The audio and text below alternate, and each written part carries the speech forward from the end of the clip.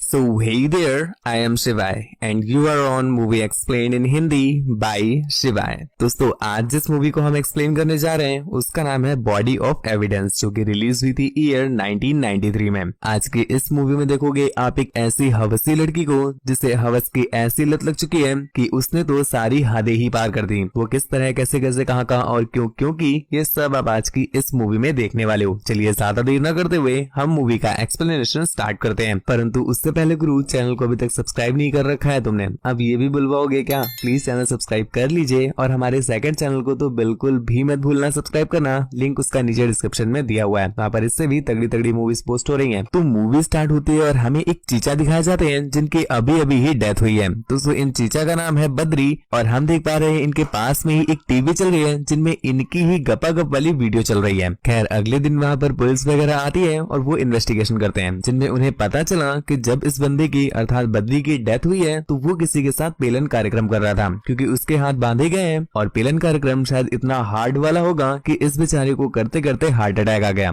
जिस वजह से इसकी डेथ हो गई। हालांकि उन्हें ये नहीं पता है कि वो किस बंदी के साथ पेलन कार्यक्रम कर रहा था। तभी वहाँ पर बद्री की सेक्रेटरी आती है जो कि उन्हें बताती है कि इसे उसी बंदी ने मारा है जो कि इस सीडी में पेलन कार्यक्रम कर रही है, क्योंकि ये इसकी गर्लफ्रेंड थी और वो अक्सर इसके साथ हाई लेवल वाला पेलन कार्यक्रम करती थी। तो इस बात की इन्वेस्टिगेशन करने के लिए वो लोग ज्ञान खोदी को अपने पास बुलाते हैं। ज्ञान खोदी अकेले नहीं आई थी, वो अपने एडवोकेट को भी साथ लेकर आई थी, जिस पर वो लोग ज्ञान खोदी से कुछ क्वेश्चन करते हैं। इसी बीच उन्होंने क्वेश्चन किया, क्या तुमने पिछली रात हेरोइन ली थी? अब दोस्तों वो हीरोइन वाली हीरोइन नहीं, गांजा गांजा हीरोइन, वो वाली हीरोइन, क्योंकि भाई साहब उन्हें ये लग रहा था कि इतनी भयंकर वाली पेलम पाली कोई अपने होश में कर ही नहीं सकता, जिस वजह से वो उससे ये क्वेश्चन पूछते हैं। परंतु अपनी ज्ञान खोदी इस बात के लिए उन्हें साफ साफ मना कर देती है, जिसके बाद वो उससे कुछ और भी क्वेश्चन पूछते हैं, परंतु घंटा उनके हाथ कछू नहीं लगता। खैर इसके अगले सीन में हमें कोर्ट दिखाया जाता है, जहाँ पर हम देखते हैं गुड़मोहन नाम का एक लॉयर अपने बद्री की तरफ से लड़ रहा है। हालांकि बद्री तो नहीं है, परंतु उसकी सेक्रेटरी ने इसे हायर किया है, जिस पर वो बोलता है कि जो अपनी ज्ञान खोदी है वो बिल्कुल भी अच्छी लेडी नहीं है। उसने बद्री की पूरी जायदाद लेने के लिए उसके साथ जबरदस्ती वो हाई लेवल वाला पेलन कार्यक्रम किया, जिस वजह से अपने बद्री के हार्ट पर ज्यादा जोर पड़ा और हार्ट अटैक की वजह से उसकी डेथ हो गई। हालांकि ये बात केस को बिल्कुल पानी पानी कर रही थी, परंतु इतने में ही उठा अपना चिमटा, जिसे ज्ञान खोदी ने हायर किया था। ये वही लॉयर है जिसे आपने पुलिस स्टेशन में देखा था। तो यहाँ पर वो अपना ज्ञान खोदते हुए कहता है कि माय लॉर्ड, ज्ञान खोदी कैसी है इस बात पर फोकस ना करके अगर इस बात पर फोकस किया जाए कि बद्री की डेथ कैसे हुई है तो वो ज्यादा सही रहेगा। जिस पर कोर्ट भी मान जा रही है, लेकिन इसी को ऑब्जेक्ट करते हुए अपने गुड़मोहन ने कहा कि जिस समय पर अपने बद्री की डेथ हुई थी उसके हाथ पलंग से बांधे गए थे और फॉरेंसिक रिपोर्ट में पता चला है कि उसकी डेथ के समय उसकी बॉडी में कोकीन भी था, जिस वजह से उसके हार्ट की पल्स बढ़ रही थी। अब दोस्तों जब हाथ बंधे हुए हैं तो वो कोकीन कैसे ले सकता है? जिस पर अपने चिमटा ने कहा कि उसके हाथ पर निशान थे, हो सकता है वो निशान काफी दिनों पहले के भी हो, आप ऐसा कैसे कह सकते हैं कि उसी दिन बांधे गए थे? खैर यहीं पर उनका डॉक्टर भी मौजूद था जिससे गवाही ली जाती है, जिस पर वो बोलता है कि हाँ एक बार बद्री ने कोकीन ली थी, परंतु उससे उसकी फटके हाथ में आ गई और भाई साहब इतनी फटी थी ना उसकी कि मैं ये बात दावे के साथ कह सकता हूँ कि दोबारा उसके बाद उसने कभी भी हेरोइन को हाथ भी नहीं लगाया होगा। तो यहाँ पर गुड़मोहन को थोड़ा सा बल मिल जाता है और वो कहता है कि डॉक्टर खुद कह रहे हैं कि वो दोबारा हेरोइन को कभी हाथ ही नहीं लगा सकता,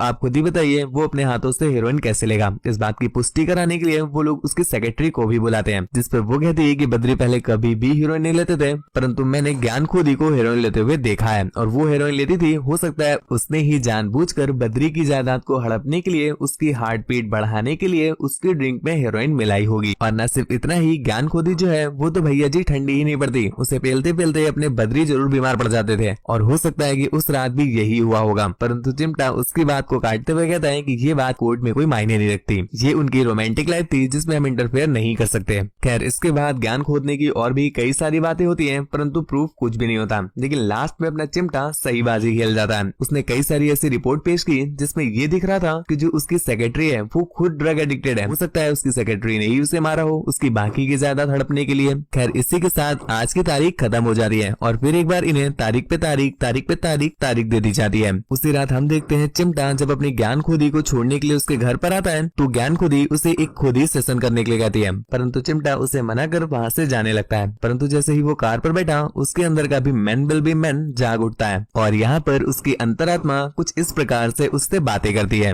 कि बड़ा भैया तो क्या भैया जैसे झंड लंगूर, कि बड़ा भैया तो क्या भैया जैसे झंड लंगूर, पेले को कोई पुच्ची नहीं, हिलाए हिलाए से करे हवस दूर, हिलावत हिलावत जुग भैया मिला न मन का भाव, हिलावत हिलावत जुग भैया मिला न मन का भाव, और आज तक न मिली कोई ऐसी जो कहे बेबी घर में कोई नहीं तुम सीधा घर में आओ, कभी जो हिलावे मैं चला तगड़ी वीडियो मिले न कोई, कभी जो हिलावे मैं चला तगड़ी वीडियो मिले न कोई, ढूंढत ढूंढत रात के 2 बजे पर अभी भी मन ना हल्का होए। और न सिर्फ इतना ही, इसके बाद उसे अंतरात्मा और भी कुछ समझाते हुए कुछ इस प्रकार कहती है कि देखे देखे जुग भवा गर्लफ्रेंड बनी न कोई, कि देखे देखे जुग भवा गर्लफ्रेंड बनी न कोई, आज मौका है पेल दे राजा वरना जीवन भर बैठ के रोए। और अभी भी बंदा मान नहीं रहा था तो अंतरात्मा उसे धिक्कारते हुए 4 गाली सुनाते हुए ये दोहा सुनाती है कि काल करे सो आज कर, आज करे सो अब, काल करे सो आज कर, आज करे सो अब, कार में सोचते सोचते हिला देगा तो पलंग तोड़ेगा कब। अब भाई साहब अंदर से ही खुद के लिए इतनी गाली सुन करके उसकी आत्मा भी एक पल के लिए कांप जाती है और वो निकल करके वापस चला जाता है उसके घर में। जिसके बाद हम देखते हैं वहाँ पर होती है पलंग तोड़ाई, जिससे दोनों को ही बड़ी मजा आई। और इसी उछले मुछलैया के बीच में हम देख पाते हैं कि जो ज्ञान खोदी है वो हर किसी के साथ बहुत ही हाई लेवल वाला पेलन कार्यक्रम करती है, मतलब बंदा झेल ना पावे। और ये बात चिमटा भी नोटिस कर लेता है। खैर अगले दिन एक बार फिर से वो लोग डेट पर पहुंच जाते हैं। ये वो वाली डेट नहीं है बेटा, ये कोर्ट वाली डेट है। तो वो लोग जब डेट पर पहुंच जाते हैं तो इस बार चिमटा बद्री के ही पर्सनल डॉक्टर से सवाल करता है, जिसमें उसने डॉक्टर से बताया कि मुझे पता है कि तुम और ज्ञान खोदी पहले से ही रिलेशनशिप में थे और जब तुम दोनों का ब्रेकअप हुआ तो तुमने ज्ञान खोदी को धमकी दी थी कि मैं तुम्हें बर्बाद कर दूंगा, और ठीक वही तुम अभी कर रहे हो। तुमने जानबूझ करके अपने पेशेंट अर्थात बद्री की ड्रिंक में ड्रग्स मिलाया,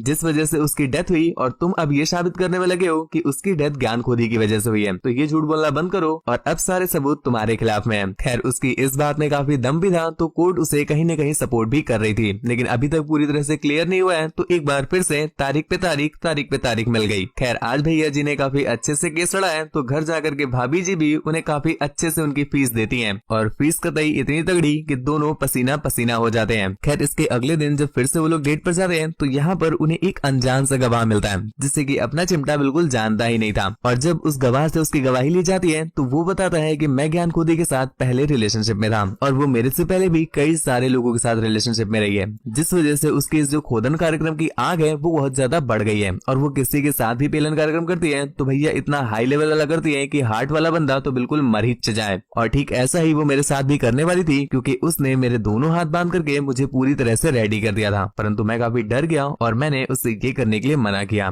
जिस वजह से उसे बहुत ज्यादा गुस्सा आता है और वो मुझसे ब्रेकअप कर लेती है। अर्थात वो मुझे उसी दिन निपटाने के प्लान में थी ताकि वो मेरी सारी जायदाद हासिल कर सके। उसकी ये गवाही सुनने के बाद गुड़मोहन कोर्ट से कहता है कि जो ज्ञान खोदी है वो अक्सर अमीर लोगों को ही अपने जाल में फंसाती है और उसके बाद वो उनकी हार्ट की बीमारी का फायदा उठा करके उनके साथ जबरदस्ती ऐसा पेलन कार्यक्रम करती है। और जब ज्ञान खोदी को बुलाया जाता है तो वो कहती है कि ऐसा कुछ भी नहीं था, मैंने तो इसे इसलिए छोड़ा क्योंकि ये एक गे था। अब दोस्तों जब कोर्ट को पता चलता है कि वो बंदा गे है तो वो काफी गुस्से में आ जाता है, क्योंकि एक्चुअल में वो गे था भी, इसलिए वो वहाँ से चला गया। और फाइनली अब गुड़मोहन के सारे गवाह फेल हो चुके हैं, जिस वजह से ज्ञान खोदी को रिहा कर दिया गया। और जाते जाते वो चिमटा को एक बड़ा सा थैंक यू भी करती है। और भाई साहब एज ऑलवेज मैं कहता हूँ पानी लग जाए तो छुड़ाया नहीं छूटता, और ठीक ऐसा ही हुआ है चिमटा के साथ, क्योंकि उस रात भी वो पानी की लत के पीछे उसके घर पहुंच जाता है। परंतु यहाँ पर जो उसने देखा उसकी फटी की फटी रह गई, आंखें फटी की फटी रह गई, क्योंकि यहाँ पर अपनी ज्ञान खोदी बद्री के डॉक्टर के साथ ही लगी हुई थी। और उसे क्लियर हुआ कि बद्री का डॉक्टर और अपनी ज्ञान खोदी ऑलरेडी रिलेशनशिप में थे।